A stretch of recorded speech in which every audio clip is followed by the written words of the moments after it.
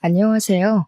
제가 아주 재미난 이야기를 들고 청취자 여러분을 찾게 되어 진심으로 신이 납니다.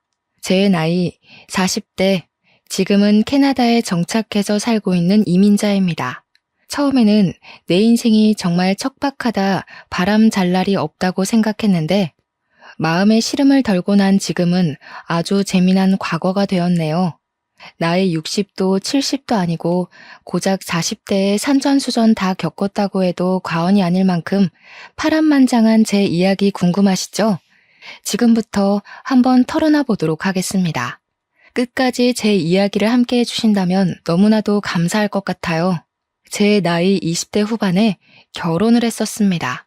그런데 결혼 3년 만에 파경을 맞이했고 지저분한 싸움 끝에 이혼을 하게 되었습니다.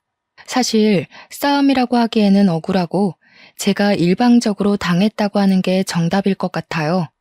왜 이혼을 하게 되었는지 궁금하시죠?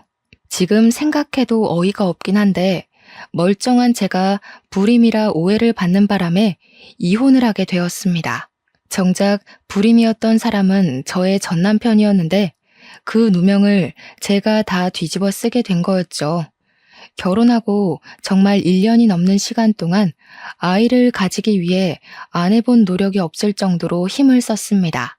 배란일을 매번 체크하는 건 물론이고 한약도 먹어보고 남편과 저는 엄청나게 애를 썼어요. 시간을 정말 땅에다 버린 거나 마찬가지였죠. 남편과 도무지 안 되었겠기에 병원을 찾아가서 검사를 했는데 제 자궁과 난소의 기능은 100% 정상으로 나왔지만 남편이 문제였습니다. 제 남편은 정자의 기능이 거의 떨어져 있고 정자의 수도 별로 없어서 임신이 어렵다는 불임 소견을 받게 되었어요. 시험관으로도 가능성이 거의 없다면서 이 정도면 고생만 하고 아이를 가지기 어려울 것이라고 병원에서 시험관을 권하지 않았습니다. 나이도 어린데 임신이 안 된다고 하니까 남편은 엄청나게 좌절을 했어요. 그런 남편을 토닥이면서 기운을 차리게 만든 건 다름 아닌 저였습니다. 전 남편에게 그렇게 이야기를 했죠. 우리 둘이서 행복하게 살면 장땡 아니냐고요. 요즘은 애를 일부러 가지지 않는 부부들도 있는데 우리도 그렇게 둘이서만 오순도순 행복하게 살면 되지 않겠냐고 위로를 했어요. 다행히도 남편은 제 마음대로 움직여줬고 우리 둘이서만 행복하게 살자고 그렇게 약속을 했습니다. 거기다가 제가 제약회사 직원이었거든요. 그래서 일이 엄청나게 바쁘기도 했었어요. 제 커리어에 욕심이 있기도 해서 굳이 아이가 필요하지 않다고 남편을 위한 설득을 엄청나게 했죠. 하지만 우리 둘이 그렇게 결정한 것과 달리 시댁에서는 언제 아이를 낳을 거냐, 임신해라, 손주 타령을 어마무시하게 하셨습니다. 오죽하면 제가 명절을 피하고 싶어서 명절에 특근을 신청할 정도로 시달렸으니 말 다 했죠. 애가 잘생기게 해준다는 한약을 먹는 것은 기본이고 영양제도 매번 몇 박스씩 보내주셔서 집에 둘 자리가 없을 정도였습니다. 점집에도 다녀와 보고 아이가 생긴다는 암자에 가서 기도도 드려보고 정말 별짓을 다 해야 했어요. 남편의 자존심이 상할까봐 차마 시모한테 댁 아드님이 불임이라서 아이를 못 가지는 겁니다. 라고 말을 할 수도 없었습니다. 하루는 제주도에 여행을 가자고 하셔서 마지못해 따라갔더니 가서 도라르방 코를 만지면 아들을 낳는다고 했다고 차를 타고 지나갈 때 도라르방이 보이면 세워서 코를 만지게 하셨어요. 그 현무암에 제 손이 다 까지는 줄 알았다니까요. 처음에는 저에게 미안하다고 손이 발이 될 정도로 빌던 남편이 제가 아무 소리 안 하고 넘어가는 날이 많아지자 슬슬 제 편도 들어주지 않더라고요. 막말로 지한테 문제가 있어서 아이를 못 가지는 건데 입을 싹 닫으니까 제가 얼마나 짜증이 났겠습니까? 하루 이틀이면 몰라도 하루가 채 가기도 전에 몇 번이고 보채는데 진짜 미치겠더라고요.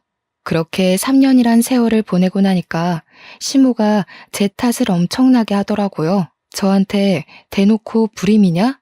네 애 못 가지냐? 자궁이 약하냐? 하면서 살살 쪼아대기 시작하는데 몇 번이고 울컥했는지 몰라요. 제가 문제가 아니라 댁 아드님한테 문제가 있다고요. 하고 싶은데 그때마다 제 눈치를 살살 살피면서 제가 말을 할 수 없도록 남편이 이야기를 돌리곤 했죠. 그러다가 시모가 제대로 선을 넘어버린 겁니다. 처녀 쪽에 얼마나 놀았으면 애도 못 가지냐고요. 제가 그 말을 듣고 더 이상 참았다가는 바보 되겠다 싶어서 남편한테 소리를 꽥 질렀습니다. 야, 네가 뭐라고 말 좀 해봐. 하니까 시모가 거품을 물더라고요. 어떻게 지아비한테 너너 할 수 있냐고요.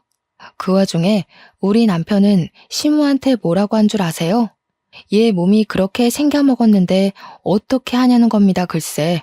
그 말에 우리 시모는 제가 불임인 걸 확신했고 당장 이혼하라고 난리를 쳤습니다. 이혼하라고 난리를 치니 발등에 불이 떨어진 건 남편이었죠. 새장가를 가더라도 자기가 불임이라 애를 못 낳을 게 뻔한데 어쩌겠어요. 여태 참아주고 다독여준 저랑 평생 붙어먹고 사는 게 제 딴에는 더 편하다고 생각했겠죠. 저한테 울고불고 빌었는데 제가 왜 이 꼴을 당하면서 결혼 생활을 유지해야 하는지 모르겠더라고요. 그래서 시모한테 당당하게 이야기했죠. 제가 아주 편한 며느리였다는 거 나중에 알게 되실 거라고 당장 이혼하겠다고요.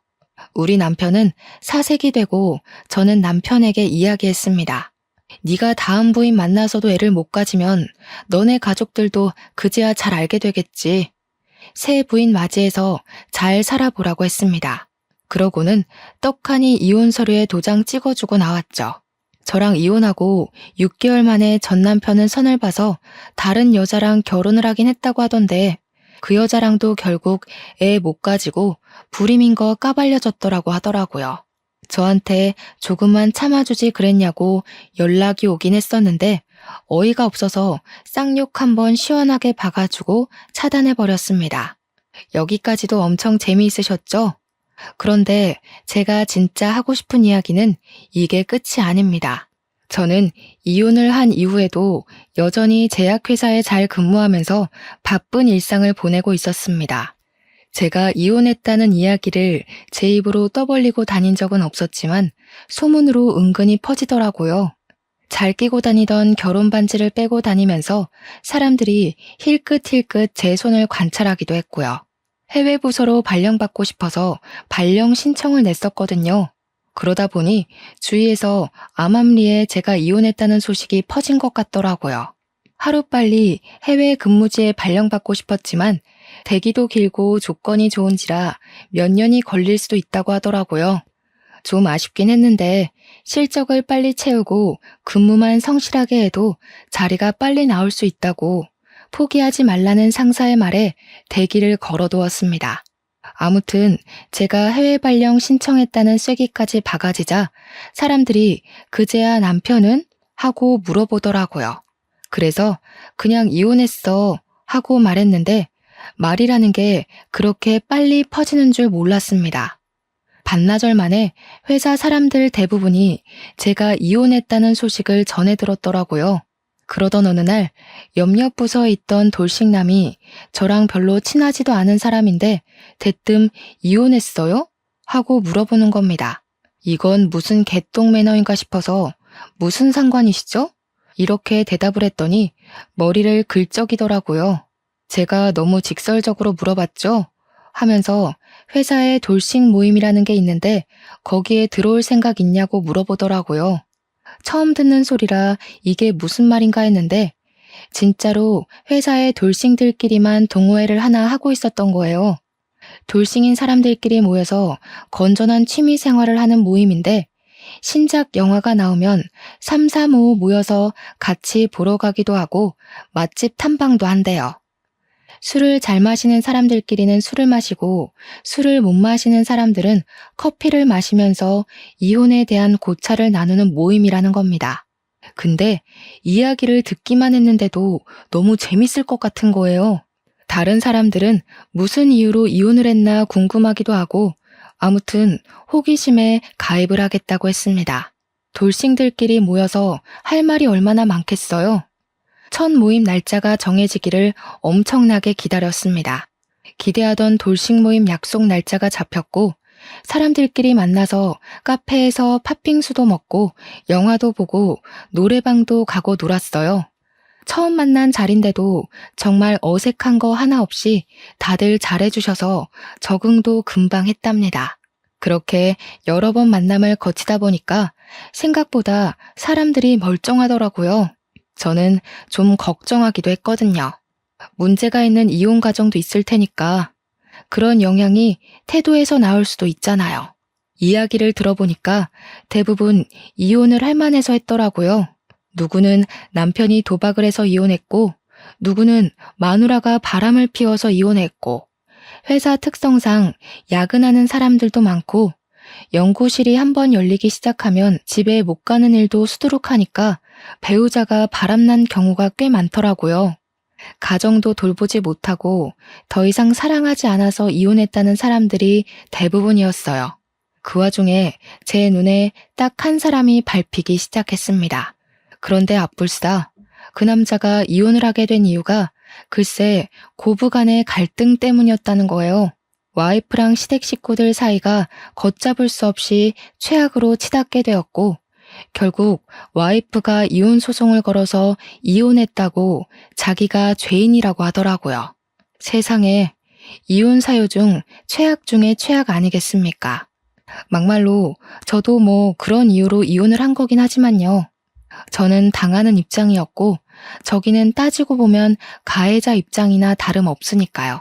그래서 저는 저 남자랑은 절대 엮이지 말아야겠다고 생각했습니다.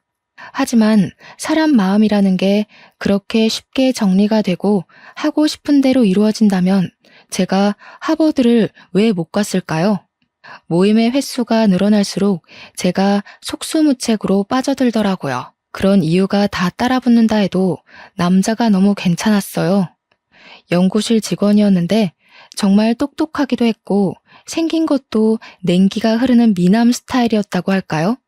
약간 은퇴 안경이 잘 어울리는 지적인 이미지가 가득한 남자 있잖아요. 너무 제 취향이었습니다.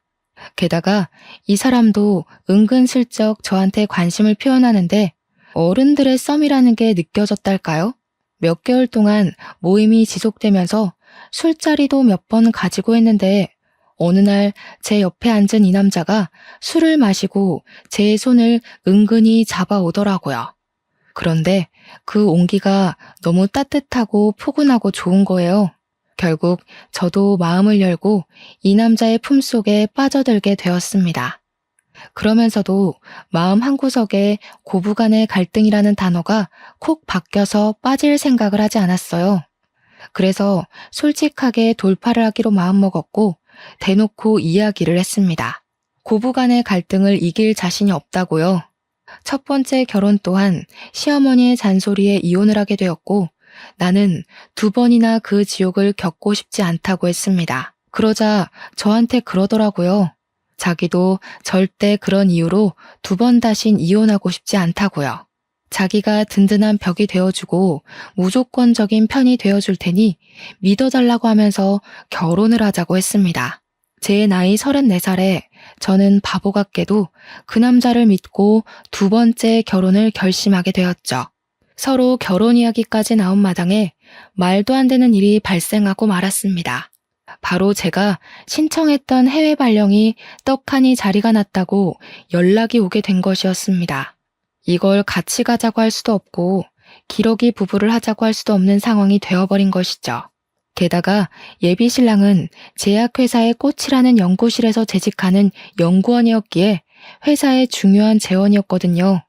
근데 예비 신랑도 저에게 수심이 가득한 얼굴로 할 말이 있다고 시간을 좀 내달라고 하더라고요. 오늘이 날이라는 생각이 들어서 이별을 이야기할 생각으로 퇴근 후에 회사에서 조금 떨어진 카페에 나란히 앉아 이야기를 하게 되었습니다. 먼저 이야기를 하겠다고 하더니 저에게 일을 그만둘 생각이 있냐고 물어보더라고요. 저도 제 커리어를 정말 중요하게 생각하고 있었던 터라 그래서 해외 발령을 포기할 수 없었던 거기도 했고요. 그래서 회사를 그만둘 생각은 전혀 없다. 무슨 일이냐 하고 물어보았죠. 그러니까 저한테 사실은 자기가 해외 발령이 났다면서 6개월 뒤에는 캐나다에 가야 한다고 하는 겁니다. 너무 좋은 기회이기도 하고 해외 연구실에서 직접 배울 수 있는 기회라서 절대 포기하고 싶지가 않대요. 근데 저의 발령지도 캐나다였거든요. 예비 신랑에게 이야기를 했어요. 나도 캐나다에 가야 하는데? 오늘 그 이야기 하려고 했어. 하고요. 그러니까 예비 신랑 얼굴이 눈에 띄게 밝아지는 겁니다. 캐나다에 외국 제약회사와 같이 쓰는 협동 연구실이 있거든요. 그 연구실 옆 건물이 우리 캐나다 지사고요. 같이 가면 되는 거 아니냐고, 이게 바로 하늘이 내려준 운명인 것 같다면서 6개월 안에 결혼식을 올리고 캐나다에 가자고 하더라고요. 이별을 생각하고 만나는데 결혼의 급물살을 타게 된 거죠. 그런데 결혼 이야기를 구체적으로 나누고 각자의 집에 이야기를 하기로 했는데 고부간의 갈등이 자꾸 생각나더라고요. 게다가 재혼인데 재혼까지 실패하면 제가 무슨 면목으로 부모님을 뵐 수 있겠어요. 어떻게 해야 할지 고민을 하는 와중에 예비 시댁에서 먼저 저를 보고 싶다고 연락이 왔고 고부간의 갈등을 한번 겪어보자 싶어서 만나러 나갔습니다. 엄청나게 걱정을 하면서 딱 예비 신랑 네 가족을 만났는데 이게 웬걸? 시모에게 문제가 있는 게 아니라 신우가 문제가 있더라고요. 외적인 데서부터 깐깐한 포스가 느껴지는데 얼굴에는 심술이 덕지덕지 붙어가지고 완전 못돼 처먹게 생겼더라고요. 문제는 성격 또한 진짜 못돼 처먹었다는 것이었어요. 시모도 그렇다고 착하고 순한 건 아니었지만 은근히 바보 같은 구석이 있긴 하더라고요. 자기 꾀에 자기가 넘어가는 그런 부류 있잖아요.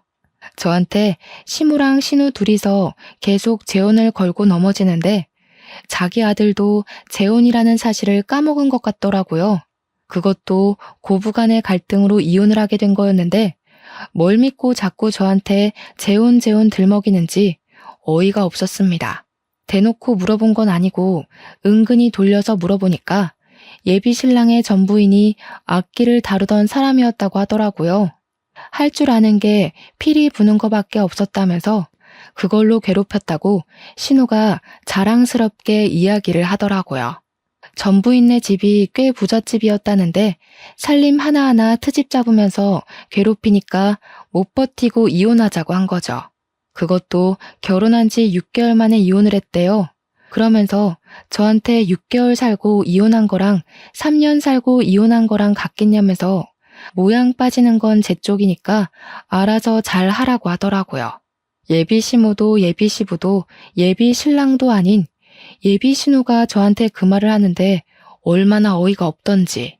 그러면서 저한테 가풍을 꼭 지켜야 한다면서 한 달에 한 번은 무조건 가족 모임에 참석해야 하고 명절에 친정 갈 생각은 하지 말라고 하대요. 출가 외인은 출가 외인답게 굴으라면서 하자 있는 여자 우리가 품어주면서 재혼시키는 거니까 말 잘 들으래요. 저도 뭐 지지 않고 이야기하긴 했습니다. 신우 되실 분도 그럼 명절에 시댁에 가 있으셔야 하니까 친정에는 방문하지 않으시겠네요? 한 달에 한 번 모임도 꼬박꼬박 하시는 거고요. 제가 알아서 챙길 테니까 출가 외인이면 출가 외인답게 구셔야죠. 그러니까 부들부들 떠는데 그 꼴이 퍽이나 우스웠습니다. 예비 신랑도 저한테 말 잘했다면서 누나가 뭔데 우리 결혼에 감나라 배나라 하냐고 신경 쓰지 말라고 하더라고요. 아무튼 저와 예비 신랑이 6개월 뒤에 캐나다에 가야 하는 걸 양가가 다 알고 있었기에 빠르게 결혼부터 하기로 했습니다. 재혼이기에 식도 간단하게 가족들끼리 올리기로 했고 혼인신고는 비자 문제가 걸려 있어서 먼저 하기로 했죠. 그런데 제 예상 밖의 일이 벌어졌어요. 예비 신우가 생각보다 발이 무척이나 넓은 사람이었더라고요.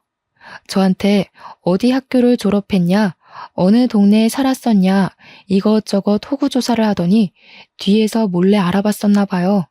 결혼식을 코앞에 두고 예비 시모가 저를 부르길래 나갔더니 예비 신우랑 같이 저한테 사기 결혼을 하려고 했다고 혼인 무효 소송을 걸겠다는 겁니다.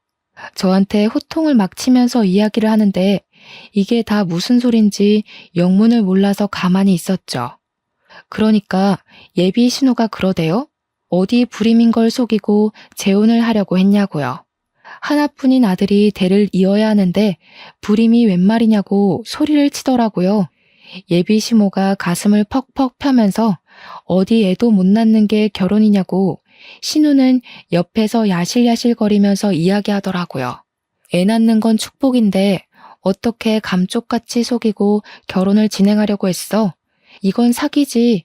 이러면서요. 지는 애가 둘이나 있다 이거죠. 저도 이야기했어요. 어디서 들었냐고 물어보니까 전 남편네 친인척이랑 신우가 한 달이 건너서 아는 사이래요. 그래서 저도 콧방귀를 뀌면서 말했습니다. 하나는 알고 둘은 모르시네. 제가 불임인 게 아니라 걔가 불임이었거든요. 라고요. 그러니까 미심쩍어 하면서 신우가 또 어디론가 전화해서 물어보더라고요. 그러더니 큰 소리가 오고 가는데 제 말이 맞는다는 걸 확인한 것 같았어요. 전화를 끊고 나서 제가 의기양양한 표정으로 앉아 있으니까 시무랑 신우가 둘이 속닥속닥 하더니 저보고 이만 가보래요. 진짜 어이가 없어서. 제가 그대로 가면 사람이 아니잖아요. 신우한테 당당하게 사과하라고 이야기를 했습니다.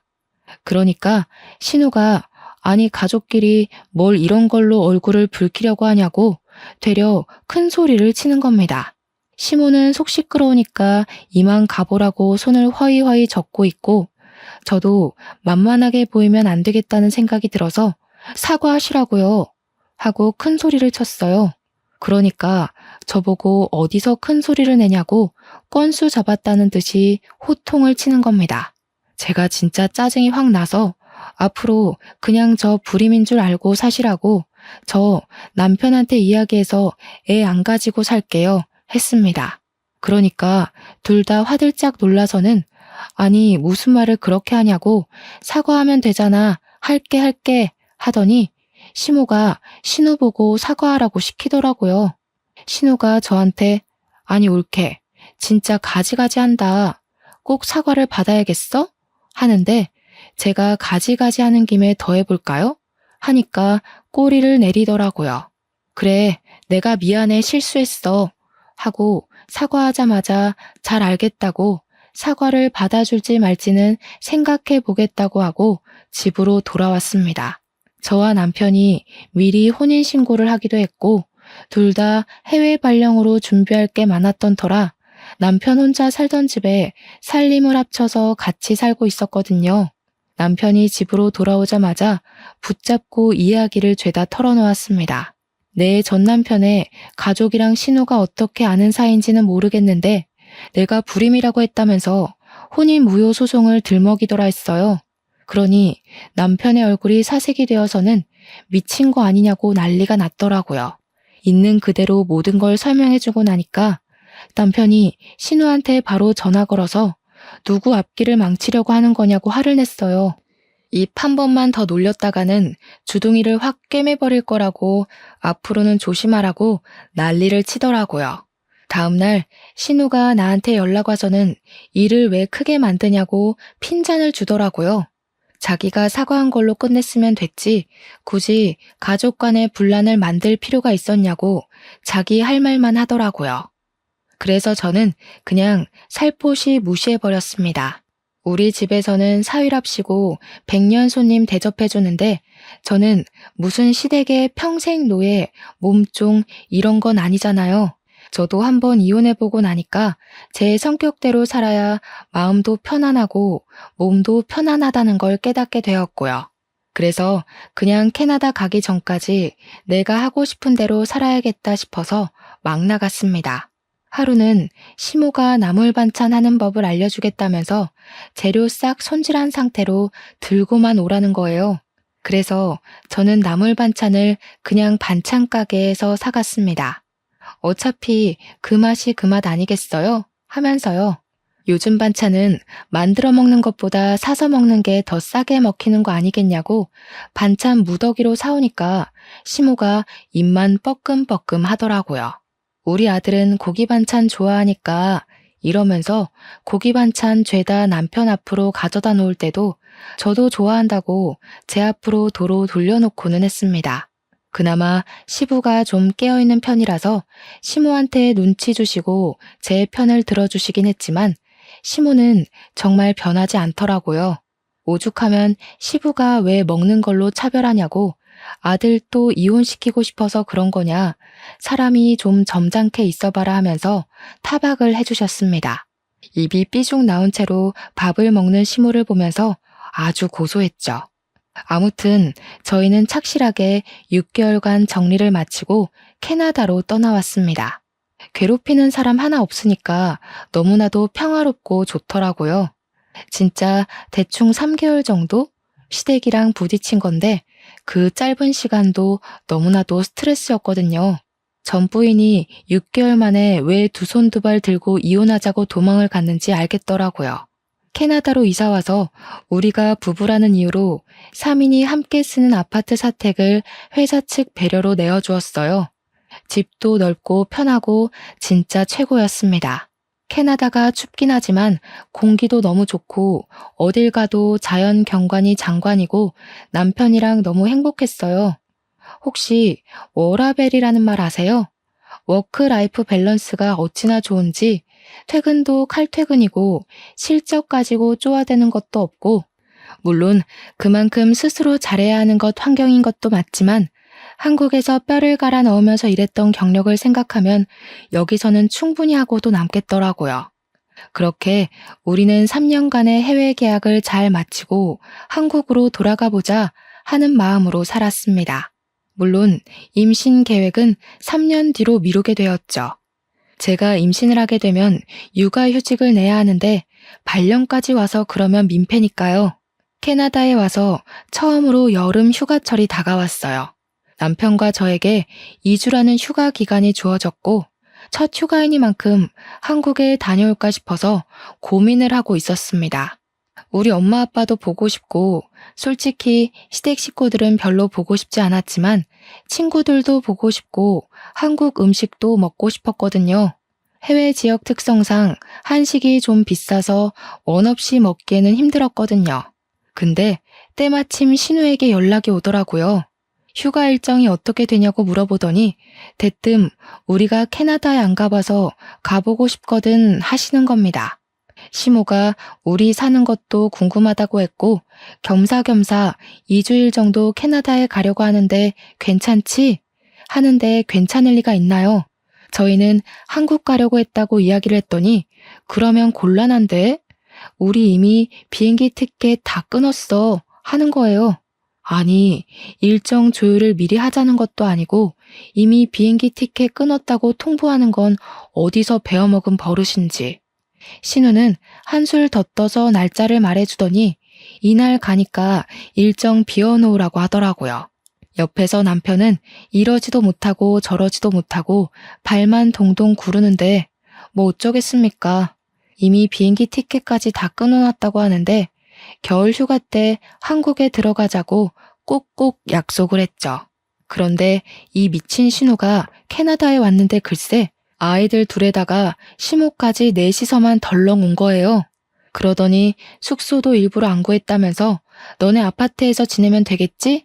안내해 하더라고요. 이게 웬 날벼락인가 싶고 진짜 미쳐버리는 줄 알았습니다. 2주일이라는 긴긴 시간 동안 제가 뭐 했는지 상상이 가시나요? 삼시세끼 신우 시모의 애들 둘 밥 가져다 챙겨야만 했습니다. 남편은 관광지를 돌아다니느라 하루 종일 운전만 했고요. 무려 2주일이나 얻은 휴가인데 남편과 둘이 보낼 시간이 단 1시간도 없었다면 믿어지십니까? 진짜 휴가 날짜 꽉 채워서 왔더라고요. 여기가 밴쿠버인데 토리노에 가고 싶다고 하지를 않나. 로키 산맥을 꼭 보고 가야겠으니 운전을 하라고 하질 않나. 여기서 20시간을 운전해야 갈 수 있거든요. 어디서 유명하다는 관광지는 죄다 알아오긴 했는데 우리 집에서의 거리는 전혀 생각하지 않은 관광지들이었습니다. 남편이랑 저랑 거절하는 것도 하루 이틀이지 정말 2주일 내내 지옥 같은 시간을 맛봐야 했어요. 그것뿐이면 제가 말을 하지도 않죠. 신우랑 시모는 쇼핑하러 가야 한다고 남편 끌고 나가서 운전기사 시키고 저는 애들을 돌보라는 겁니다. 이참에 조카들한테 영어도 가르쳐주고 하라는데 조카들이 초등학교 1학년, 3학년이었거든요. 애들이 제 말을 듣겠습니까? 정확하게 신우의 주니어였어요. 한마디로 개망나니 같은 녀석들이었다 이거죠. 신우랑 시모랑 남편이 나가고 애들 둘이랑 저랑 셋이 남았는데 저한테 딱 그러더라고요. 왜 숙모, 나한테 잘해야 할걸요? 저한테 잘 안 하면 할머니가 잔소리할 거니까. 우리 엄마도 워낙 극성 맞잖아요. 이러는데 진짜 맘 같아서는 이마에 딱밤이라도 때리고 싶은 심정이었습니다. 도대체 초등학교 3학년이 뭐 저리 발랑 까졌는지 답도 없더라고요. 그러더니 저한테 떡볶이가 먹고 싶으니까 당장 떡볶이를 만들어 오라는 거예요.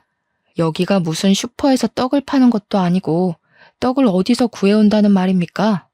둘째 조카는 왜 숙모 저랑 말타기 놀이에요. 빨리 엎드려요.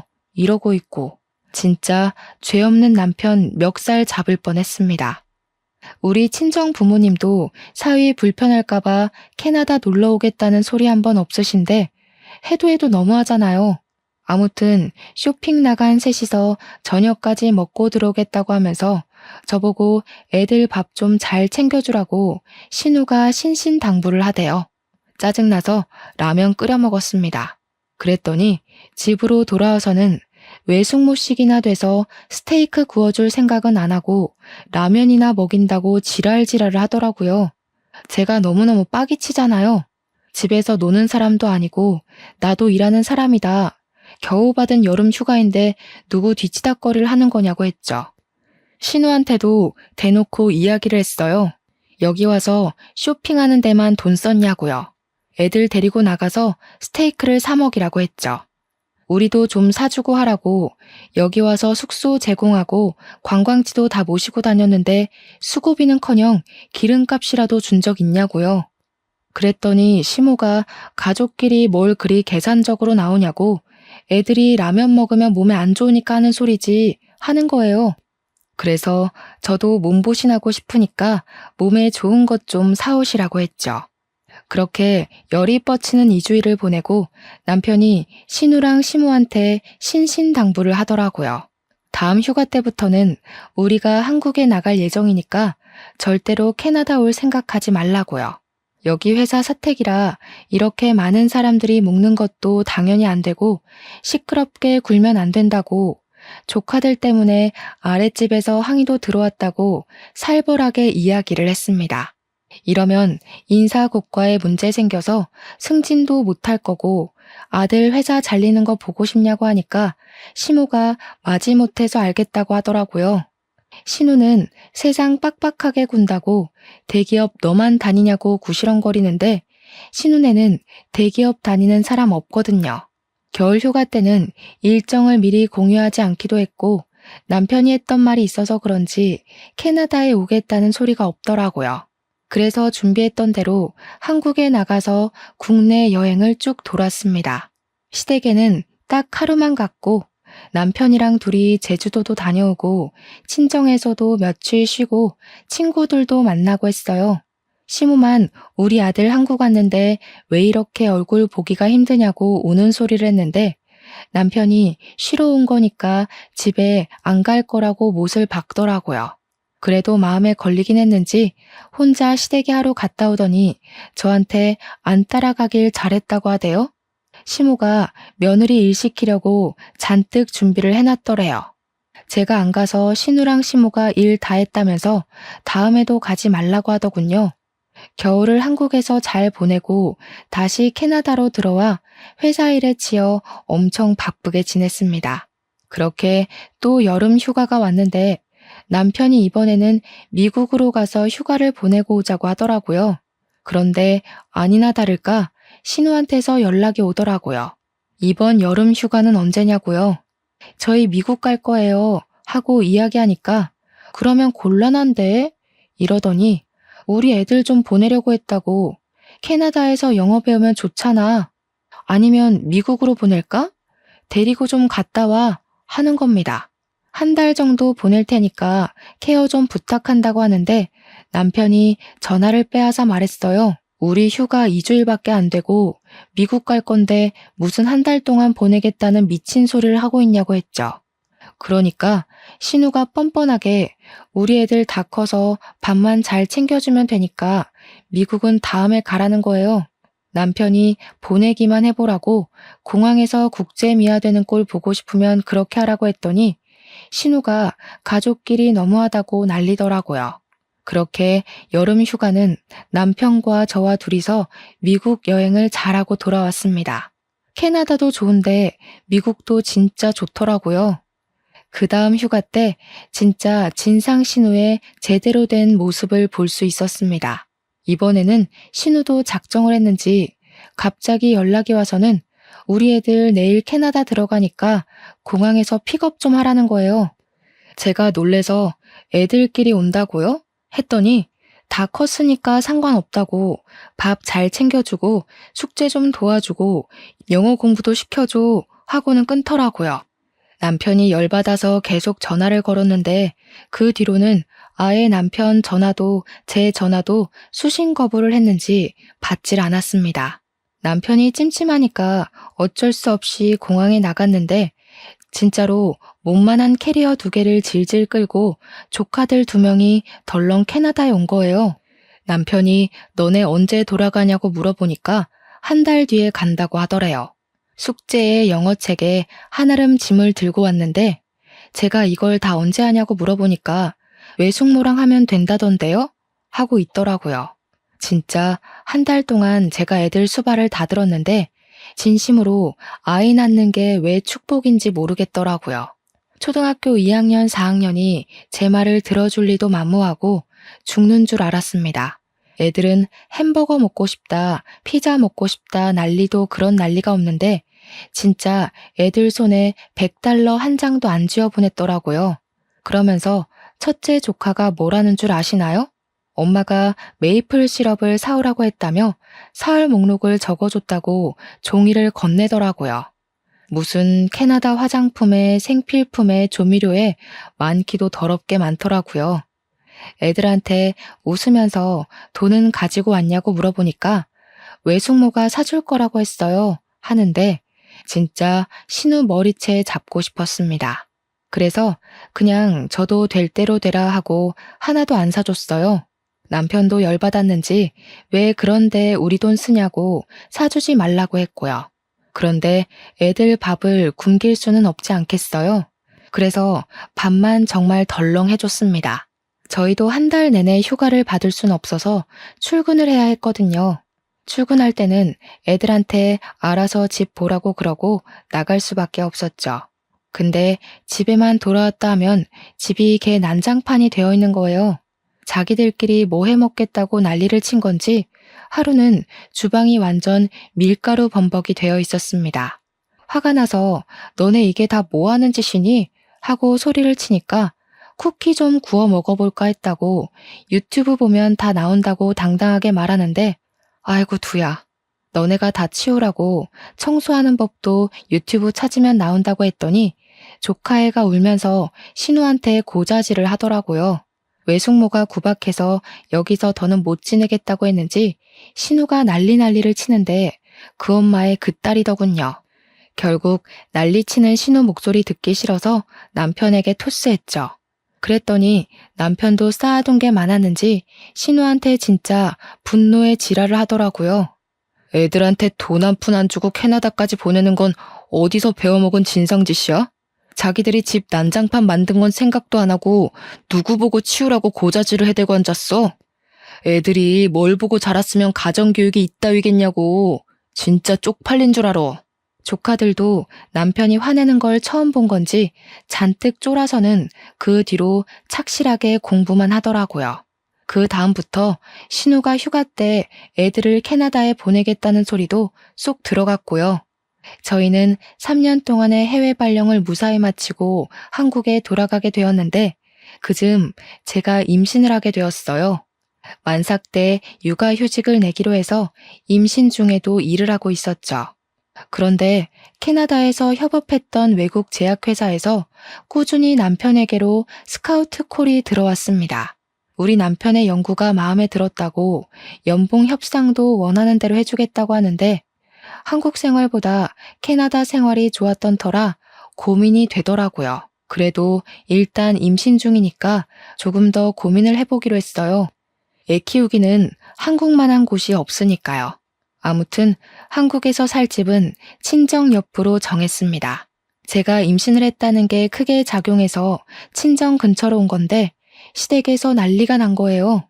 시댁 근처로 와야지 우리 아들을 엄한데 뺏기게 생겼다고요. 남편은 시댁 근처 가면 피곤해진다고 싹 무시했어요. 그렇게 임신 18주쯤 되었을 때 일이 터지고 말았습니다. 시무랑 신우가 마사지를 가야겠다면서 저에게 애들을 봐달라고 하더라고요. 애들도 초등학교 6학년, 4학년이었으니까 대충 숙제만 시키면 된다고 하길래 알겠다고 했죠.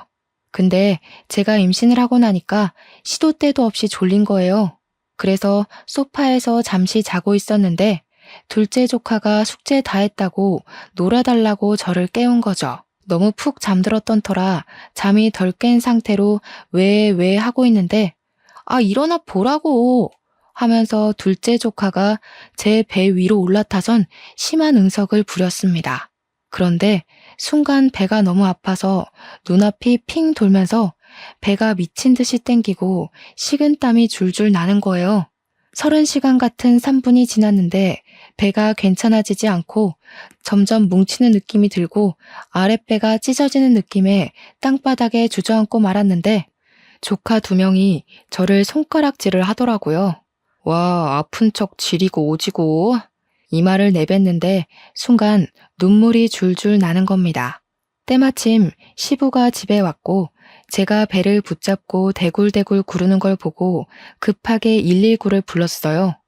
병원에서 하는 말이 정말 큰일 날 뻔했다고, 아기가 튼튼하고 산모의 자궁이 튼튼해서 버틴 거라고, 하마터면 유산할 뻔했대요.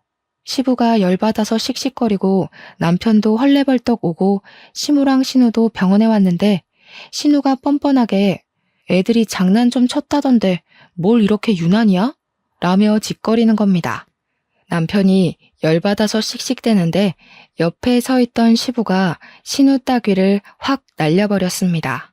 너 때문에 귀한 손주 잃을 뻔했는데 어디서 뻔뻔하게 그딴 소리를 짓거려? 뺨 맞은 신우랑 시모랑 둘 다 얼어붙어 있었죠. 엄마고 누나고 꼴도 보기 싫어. 당신네들 꼬락서니 보기 싫어서 우리 이민 갈 거야. 찾아올 생각도 하지 말고 연락도 하지 마.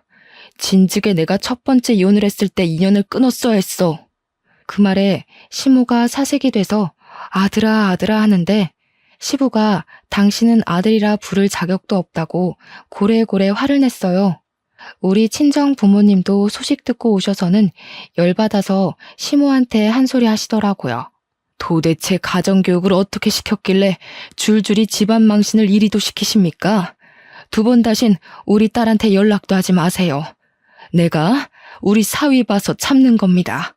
시부가 고개 숙이고 죄송하다고 이야기하고 신우랑 시모 보고도 사과하라고 호통을 쳐서 결국 신우랑 시모도 저한테 무릎 꿇고 사과를 했습니다. 아마 우리 부모님이나 시부 아니었으면 사과도 안 하고 뻔뻔하게 굴었겠죠. 물론 저도 그 사과를 받아주진 않았습니다. 결국 안정이 필요하다는 말에 저는 육아휴직을 일찍 쓰려고 했고 남편은 진지하게 이민을 가자고 했습니다. 남편이 연봉이 오를 테니 생활비 걱정은 안 해도 될 것 같다며 캐나다에서 재취업 준비를 하는 게 어떻겠냐고 했어요. 결국 저희는 이민을 결정했고 시부에게만 이야기를 했습니다. 빠르게 한국 생활을 정리하고 남편은 스카우트 제의가 왔던 외국 제약회사에 취직을 했고 저는 출산을 무사히 마쳤답니다. 친정엄마가 캐나다로 오셔서 3개월 동안 몸조리해 주시고 돌아가셨고요. 아이도 꽤 컸고 저는 재취업 준비를 해서 좋은 회사에 취직도 하게 되었습니다. 시모랑 신우는 어떻게 되었냐고요?